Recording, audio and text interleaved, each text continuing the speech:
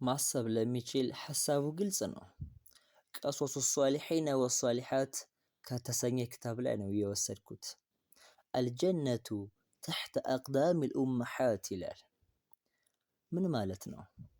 ጀነት ከእናቶች ጫማ ስር ናት ይላል። ቃለ ሉቅማኑ ሊብኒህ ሉቅማን አልሐኪም ለልጁ አንድ ጊዜ እንደዚህ አለ ይላል። ኢእቲኒ ቢሸይኢን ሚነል ጀነ፣ እስኪ ከጀነት የሆነ አንዳችን ነገር አምጣልኝ አለ።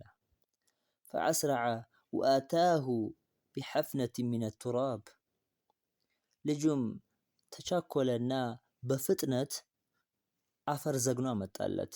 ወቃለ ለሁ፣ እሱም አለ ሃዛ ቱራቡን ሚን ቱራቢል ጀና፣ ይህ እኮ ያመጣሁት ከጀነት የሆነ አፈር ነው ያመጣሁልህ አለው።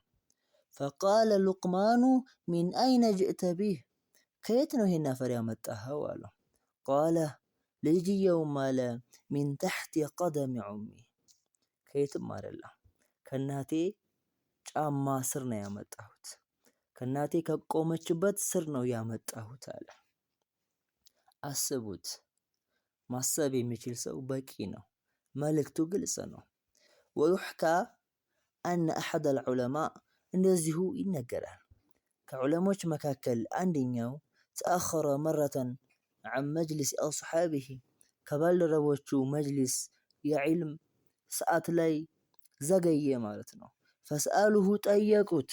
ዐን ሰበቢ ዛሊክ፣ ለምንድን ነው ያረፈድከው ብሎ ጠየቁት። ፈቃለ ለሁም፣ እሱም አለ ኩንቱ አተመረገ ፊ ሪያዲል ጀና፣ በጀነት ጨፌ ላይ እየተንከባለልኩኝ ነበር አላቸው። ያዕኒ ምን ማለት ፈልጎ ነው? ተሕተ ቀደሚ ዑሚ ማለት ነው፣ ከእናቴ ጫማ ስር አለ። ሐዛ ወላህ፣ ይህ በቂ ነው። ለምን? ማሰብ ከቻልን ማለት ነው።